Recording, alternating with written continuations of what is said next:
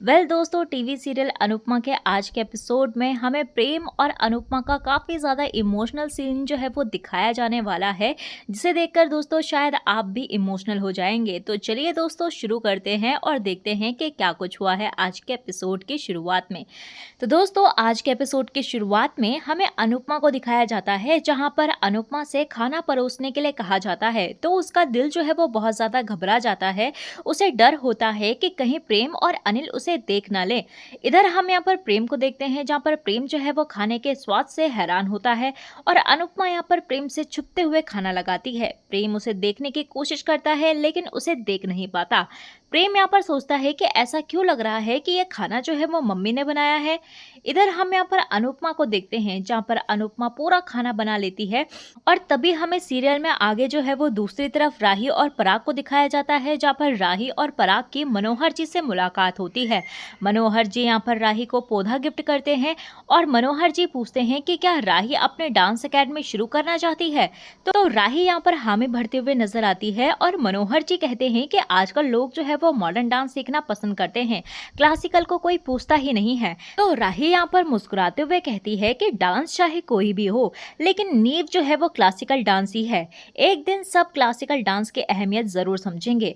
तो मनोहर जी यहाँ पर राही की बातों से प्रेरित हो जाते हैं और कहते हैं कि वे राही को क्लासिकल डांस सिखाएंगे, बदले में राही उन्हें हिप हॉप डांस सिखाएं। तो राही यहाँ पर खुश होती है और मनोहर जी की तारीफ करती है।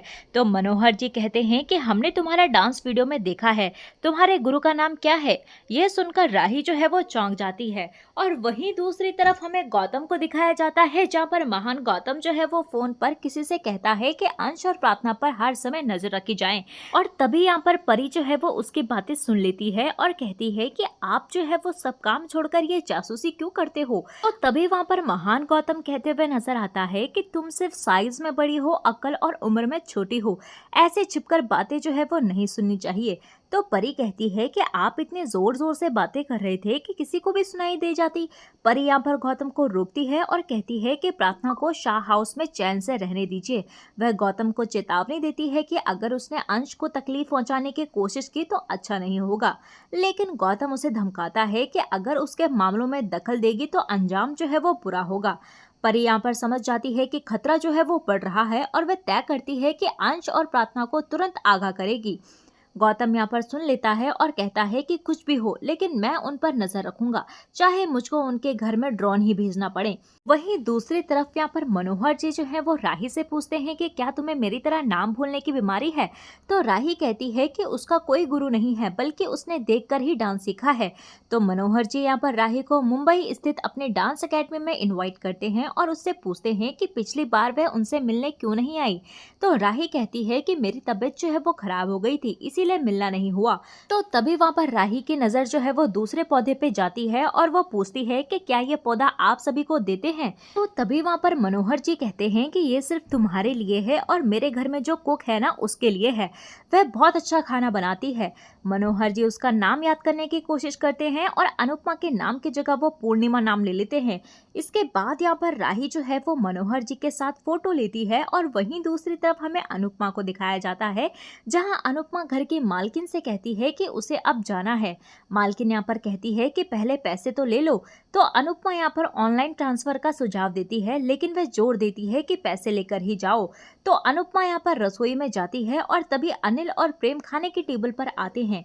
तो प्रेम को यहाँ पर अनुपमा की याद आती है और अनुपमा उसे पीछे से देखती है। इसी बीच यहाँ पर प्रेम जो है वो खाना खाते वक्त फिर से उसी स्वाद में डूब जाता है और अनुपमा को पैसे मिल जाते हैं और वह प्रेम से छिपते हुए वहां से जाती है। अनुपमा छिपने की पूरी कोशिश करती है, लेकिन जैसे ही वह बाहर निकलती है प्रेम उसे शीशे में देख लेता है।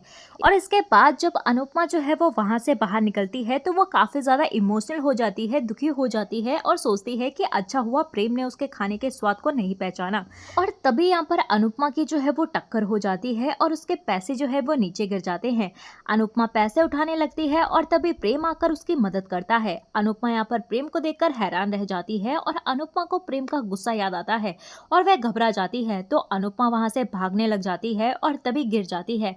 प्रेम यहाँ पर आकर उसे संभालता है और अनुपमा उससे माफी मांगने लगती है और कहती है कि मैं तुम्हारे सामने नहीं आना चाहती थी, मेरी वजह से सब कुछ जो है वो खराब हो जाता है, तुम मुझसे दूर रहो।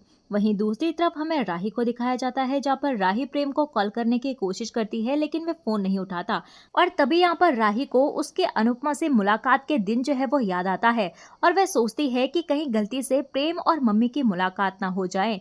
तभी पराग आता है और कहता है कि प्रेम शायद बिजी होगा। पराग उसे कहीं बाहर खाने के लिए चलने को कहता है। राही यहाँ पर सहमति जताती है और दोनों चले जाते हैं। वहीं दूसरी तरफ प्रेम यहाँ पर थककर अनुपमा की गोद में सिर रखकर आराम करता है। अनुपमा यहाँ पर इमोशनल हो जाती है और कहती है कि मुझसे बहुत बड़ी गलती हुई है, लेकिन मैंने ये जानबूझकर नहीं किया है। और कहते हुए नजर आती है कि मैंने भी अपने बेटे समर को खोया है, तो मैं जवान बेटे को खोने का दुख जानती हूँ। अनुपमा यहाँ पर आर्यन की मौत के लिए खुद को ही दोष देती है, तो प्रेम उसे रोकता है और कहता है कि आप माफी मत मांगिए। प्रेम यहाँ पर अनुपमा से माफी मांगता है और कहता है कि मैंने आपको गलत समझा। आर्यन की मौत के लिए आप जिम्मेदार नहीं हो। तो अनुपमा यहाँ पर यह बात सुनकर हैरान होती है। और वहीं दूसरी तरफ यहाँ पर पराग और राही रास्ते में होते हैं और राही को अनुपमा से हुई मुलाकात याद आती है। वह अचानक गाड़ी रोकती है और पराग हैरान होता है। इधर यहाँ पर प्रेम जो है वो अनुपमा से कहता है कि हमने आर्यन को आपकी वजह से नहीं खोया और होने को जो है वो कोई नहीं टाल सकता, तो आप कैसे टाल सकती थी। उस समय मुझे ये बात समझ नहीं आई, लेकिन बाद में जब समझ आई तो मैं बहुत ज़्यादा गिल्टी फील कर रहा था। मुझे अपने आप पर बहुत गुस्सा आया कि मैं आपका सारथी बनकर आपका साथ नहीं दे पाया। और कहते हुए नजर आता है कि हम आपके दोषी हैं, अपना दुख कम करने के लिए हम आपको दर्द देते रहे। प्रेम यहाँ पर दुखी हो जाता है, तो अनुपमा उसे संभालती है और कहती है कि ऐसा मत बोलो तो, और तुम जो है वो अपने आप को दोष मत दो। तुमने जो अभी कहा उससे मेरे दिल से बहुत बड़ा बोझ हट गया। वह इमोशनल होकर प्रेम को गले लगा लेती है। और दूसरी तरफ यहाँ पर पराग जो है वो राही को मुंबई का स्पेशल बड़ा पाव खिलाने लेकर आता है और वह कहते हुए नजर आता है कि प्रेम जो है वो मुंबई में बड़ा पाव खा रहा होगा और हम यहाँ खाएंगे। तो तभी यहाँ पर राही सोचती है कि मैं मुंबई से कोई रिश्ता नहीं रखना चाहती, लेकिन मुंबई मेरा पीछा नहीं छोड़ रही है। दूसरी तरफ यहाँ पर प्रेम कहता है कि मैं राही से मिलकर बताऊंगा कि मैं आपसे मिला हूँ। राही को पता चलते ही वह आपसे ज़रूर मिलने आएगी। वह आपसे नाराज़ है, लेकिन मैं उसे मना लूँगा। तो अनुपमा यहाँ पर ये बात सुनकर हैरान हो जाती है। और तभी यहाँ पर प्रेम जो है वो अनुपमा के हाथ में वह कड़ा देखता है जो उसने जन्मदिन के दिन राही को दिया था। तो प्रेम उस दिन की बातें याद करता है और अनुपमा से पूछता है कि क्या आप राही के जन्मदिन वाले दिन उससे मिली थी। तो अनुपमा यहाँ पर प्रेम का हाथ अपने सिर पर रखकर कहती है कि तुम्हें मेरी कसम है, तुम राही को मत बताना कि मैं तुमसे मिली थी। वह मुझसे नफरत करती है और मैं मेरी बेटी को दुख नहीं देना चाहती। तो अनुपमा यहाँ पर प्रेम से गुहार लगाती है वह राही को इस मुलाकात के बारे में कुछ भी ना बताएं। प्रेम यहाँ पर हैरान रह जाता है। और वहीं दूसरी तरफ राही और पराग बड़ा पाव खाकर बेहद खुश होते हैं और उसकी तारीफ करते हैं। बातों ही बातों में यहाँ पर राही कहती है कि बड़ा पाव जो है वो मम्मी अच्छा बनाती थी। तभी वह रुक जाती है और बात को बदलने की कोशिश करती है। तो पराग कहता है कि मैं जानता हूँ कि तुम अपनी मम्मी से गुस्सा हो, लेकिन उन्हें भूल नहीं पाई हो और तुम जो है उन्हें बहुत ज़्यादा मिस करती हो, तो उन्हें ढूंढती क्यों नहीं। तो पराग यहाँ पर राही को समझाता है कि माँ तो माँ ही होती है और हमारी अनुपमा जी से नहीं बनती, लेकिन वह तुम्हारी माँ है। पराग यहाँ पर खुद को दोष देता है और कहता है कि ये सब मेरी वजह से हुआ है और कहता है कि शायद उस समय मैं स्थिति को सही तरीके से संभाल नहीं पाया और सारी जिम्मेदारी का बोझ जो है वो तुम पर और प्रेम पर आ गया। राही कहती है कि आप अपने आप को दोष मत दीजिए, आप भी जानते हैं कि गलती किसकी थी, मुझे उनके बारे में कोई बात नहीं करनी है। तो पराग कहता है कि ठीक है, तुम भी अपना मूड जो है वो खराब मत करो। पराग यहाँ पर राही से कहता है कि तुम प्रेम से ज़्यादा टैलेंटेड हो। तो राही ये बात सुनकर खुश होती है। तभी हमें दूसरी तरफ अनुपमा को दिखाया जाता है, जहाँ पर अनुपमा प्रेम से कहती है कि मेरा दामाद जो है वो बहुत बेस्ट है, मेरी बेटी बहुत लकी है जो उसे तुम जैसा पति मिला है। वहीं दूसरी तरफ यहाँ पर पराग भी राही से कहते हुए नजर आता है कि मेरा बेटा जो है वो बहुत ज़्यादा लकी है जो उसे तुम जैसी पत्नी मिली है और मैं भी बहुत लकी हूँ जो मुझे तुम जैसी बहू मिली है। राही कहती है कि बहू नहीं बेटी। इधर यहाँ पर प्रेम कहता है कि दामाद नहीं बेटा। और इसी के साथ दोस्तों एपिसोड जो है वो खत्म हो जाता है। तो आने वाले अपकमिंग प्रोमो में हमें देखने के लिए मिलने वाला है कि अनुपमा प्रेम से कहती है कि अब वह वापस लौट कर नहीं आएगी। इसके बाद यहाँ पर प्रेम जो है वो राही के सामने अनुपमा का जिक्र करता है और कहता है कि वहाँ पर खाने का स्वाद जो है वो अनुपमा के खाने जैसा था। तो राही यहाँ पर गुस्से में कहती है कि वह अनुपमा का जिक्र ना करें।